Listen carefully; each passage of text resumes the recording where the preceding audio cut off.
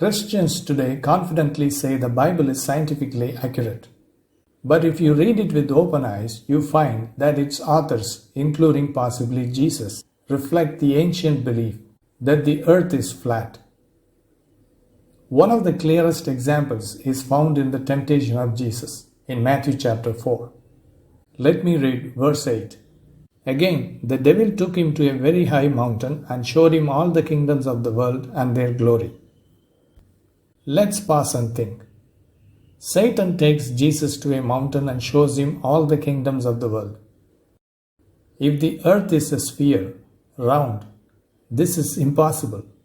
No mountain is high enough to see even a fraction of it.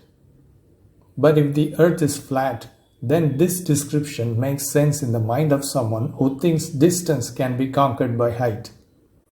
When you point that out, some Christians would respond by saying, we should not take Matthew 4:8 literally. Satan did not actually show him all the kingdoms in a physical sense. He only showed everything to Jesus in a vision. But if that's true, why take Jesus to a mountain at all? Why not just give him the vision where he stood? Christian apologists try to cover this by saying, in the Bible, worship often happens on mountains. So Satan was trying to imitate that. But here is the problem.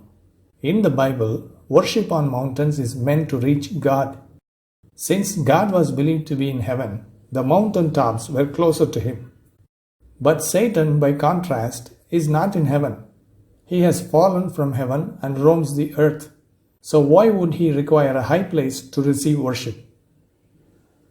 Taking Jesus to a high mountain makes sense only if the author thought elevation could give a wide view of the world, something that reflects a flat earth worldview, not divine vision. Secondly, the author of Matthew doesn't clarify that it was a vision. If God truly inspired the text, why not include even a hint of accurate knowledge, especially when claiming supernatural authority?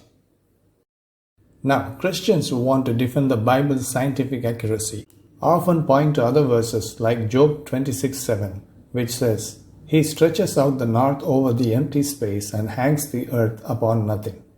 Or Isaiah 40 verse 22, which says, He sits enthroned above the circle of the earth, and its people are like grasshoppers.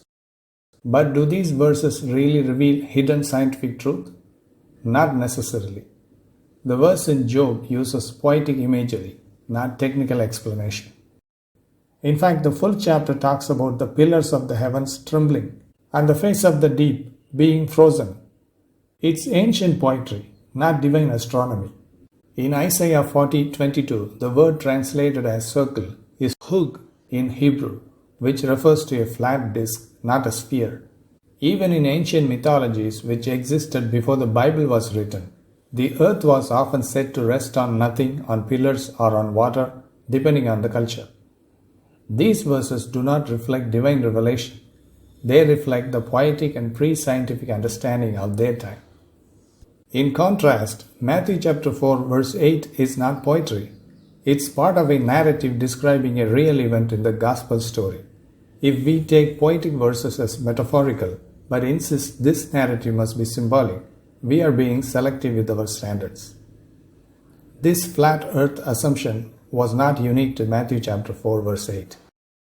It appears consistently across the Bible. For example, in Psalm chapter 104 verse 5, it says, He set the earth on its foundation, it can never be moved.